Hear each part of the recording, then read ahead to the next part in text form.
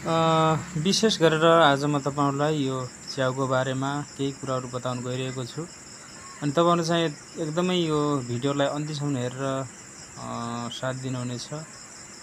र देखाउन गइरहेको च्याउको नाम चाहिँ मैले यहाँ लेखिरहेको छु र तपाईहरुले देखिसक्नु भएको छ र यो चाहिँ भड्डु च्याउ हो।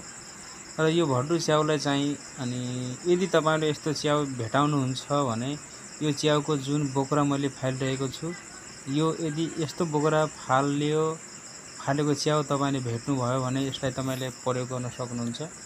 यो देख्दाखेरि जतिको नराम्रो छ त्यतिको खाँदाखेरि एकदमै स्वादिष्ट पनि छ यो।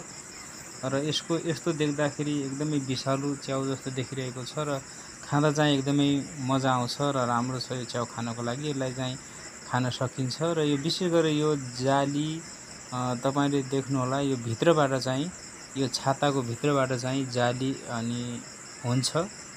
जब तपाईले जाली निकाल्नुहुन्छ र यो जाली निकालिसकेपछि यो जालीको भित्र चाहिँ हेर्नुस् हो यसरी कोट्याउनु होला र यो कोट्याएको भित्र यो जाली बाहिर गइहाल्छ र भित्र चाहिँ प्यालो अनि च्याउ देखा पर्छ। र यस्तो च्याउ तपाईले यदि देख्नु भएको छ र तपाईको गाउँठाउँमा छ भने यसलाई चाहिँ तपाईले कुनै पनि शंका नलिएर यसलाई चाहिँ प्रयोग गर्न सक्नुहुन्छ है त। अनि यो चाहिँ भड्डु च्याउ हो। र म तपाईहरुलाई देखाउन गइरहेको यो च्याउ चाहिँ यसलाई चाहिँ प्यालो सल्लेउरा भनेर भन्दछ।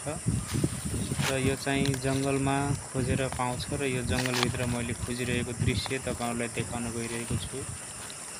र विशेष गरेर यो चाहिँ अलिकति पहाड इलाकामा पाउँछ। यो सबै त्यो सल्लेउराको कोपिला हो। यो पहिला सुरुमा चाहिँ कोपिलाबाट सुरु हुन्छ र तपाईले देखिरहनु भएको छ। यो चाहिँ मैले अहिले टिपिरहेको अवस्था छ। यो प्लास्टिकमा मैले हालेको छु अनि यसरी तपाईले देखिरहनु भएको छ। यो सल्लेउरा, यो प्यालो सल्लेउरा भन्छ र सल्लेउरा चाहिँ दुई किसिमका हुन्छन्। यो प्यालो सल्लेउरा हो भने यो सेतो सल्लेउरा पनि छ यसमा एक दुईवटा। र यो चाहिँ सल्लेउरा टिपिसकेपछि अनि यसरी सेतो सल्लेउरा यसरी मैले चाहिँ यो घरमा लिएर यसरी थालमा राखेर अनि यसलाई धोइधाइ गरिरहेको अवस्था छ। र त्यही बेरमै म तपाईहरुलाई देखाउन गइरहेको यो चाहिँ सेतो सल्लेउरा हो। यो चाहिँ छाता बनिसकेको छ र यसलाई चाहिँ हामीले यसरी घरमा लिएर अनि यो घरमा लिएर यसरी बनाइरहेको अवस्था छ। र विशेष गरी यो च्याउ खाने बेलामा चाहिँ यो किरा पनि हुन सक्छ।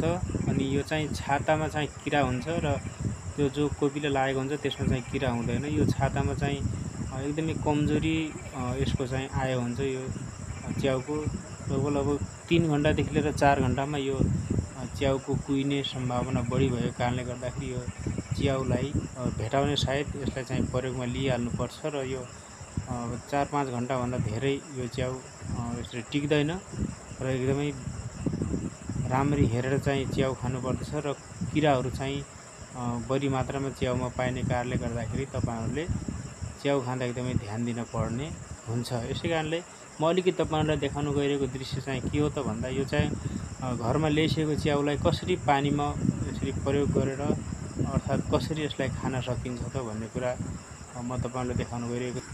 यो चाहिँ घरमा ल्याइसकेर अब खानको लागि तयार भइरहेको अवस्था छ। यो चाहिँ पानीमा एकदमै धोइरहेको अवस्था छ। र तपाईहरुले यो चाहिँ अर्को च्याउ तपाईले देखाइरहेको छु मैले चाहिँ यो विशेष गरेर चम्र्या च्याउ हो। यसलाई पनि तपाईले विशेष गरेर सालको रुखमा अनि त्यसपछि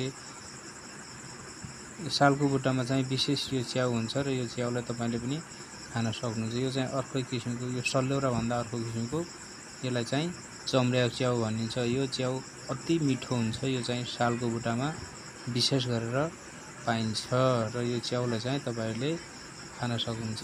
हवस् त, यी सबै भिडियोको लागि धेरै धेरै धन्यवाद।